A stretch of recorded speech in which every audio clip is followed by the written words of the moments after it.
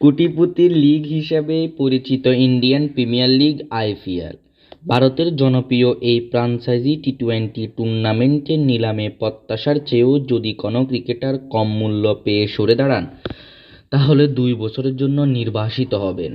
আইপিএলের প্রতি আসর শুরুর আগে বেশ কয়েকজন ক্রিকেটারকে ব্যক্তিগত কারণে টুর্নামেন্ট থেকে সরিয়ে নিতে দেখা যায়। বিদেশি ক্রিকেটারদের মধ্যে এই প্রবণতা সবচেয়ে বেশি। নিলামে পছন্দমতো দাম না পেলেই এমনটি করেন তারা।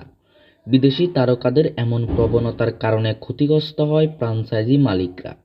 এই সমস্যার সমাধানে কড়া পদক্ষেপ নিতে কার্যত বাধ্য হয় ভারতীয় ক্রিকেট কন্ট্রোল বিসিসিআই।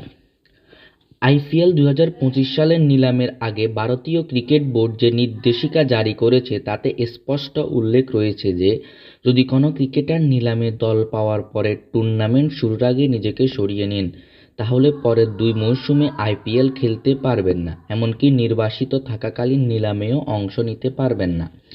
আইপিএলের সবশেষ আসরে ইংল্যান্ডের একাধিক ক্রিকেটার নিলামের পর টুর্নামেন্ট থেকে সরে দাঁড়ান। এতে সমস্যায় পড়ে যায় franchise Malik. Siam Creek News. More updates, subscribe our channel.